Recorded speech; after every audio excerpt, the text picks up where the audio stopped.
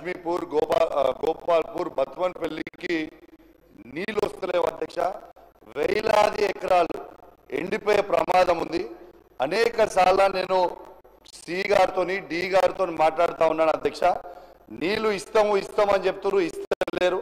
దయచేసి దండం పెట్టి చెప్తున్నాం, దయచేసి ఆ రైతులకి నీళ్ళు ఇచ్చి వెంటనే ఆ గ్రామాలని ఆదుకోవాలని కోరుతా ఉన్నాను అధ్యక్ష. అదే విధంగా 29 DBM 29L కూడా చివరాయకట్టు జమ్మికుంట మండలంలో ఉన్నది.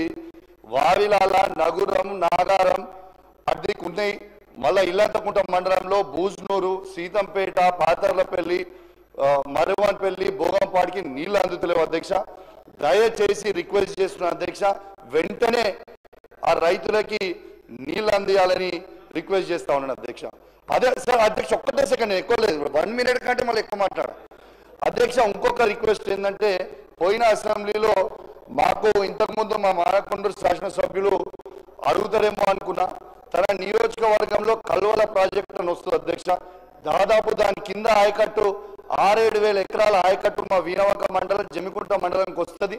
దానికి DPR రెడీ చేసినాం, అన్ని రెడీ చేసినాం. పోయినసారి మంత్రి గారు కూడా, ఇరిగేషన్ మంత్రి గారికి పర్సనల్గా రిప్రజెంటేషన్ ఇచ్చిన, దయచేసి ఆ ప్రాజెక్ట్ కట్టమని.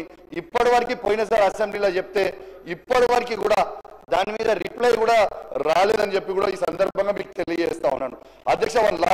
వన్ లాస్ట్ థింగ్ అధ్యక్ష, మాట్లాడుతూ మొన్న డిప్యూటీ సీఎం గారు హుజురాబాద్ నియోజకవర్గంలో ఇంత రుణమాఫీ చేస్తామన్నారు కదా అధ్యక్ష. నేను ఇంత చేసినామని చెప్పిండ్రు. నేనేమంటారు అధ్యక్ష, పదే ముఖ్యమంత్రి గారు నన్ను ఎక్స్పెల్ చేస్తా అంటారు, తప్పు చేస్తే సస్పెండ్ చేస్తా అని అంటారు కదా అధ్యక్ష. నేను ఓపెన్ ఆఫర్ ఇస్తున్నాను అధ్యక్ష.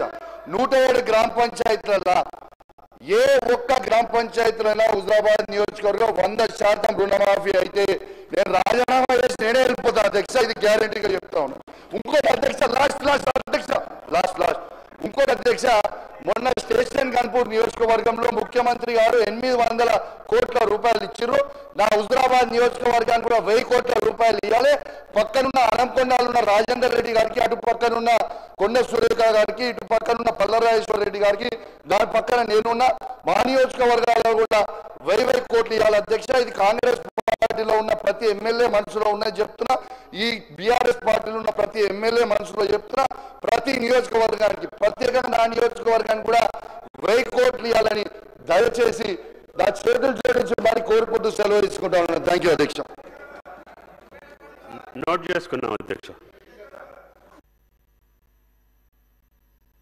ఆగమయ్య గారు.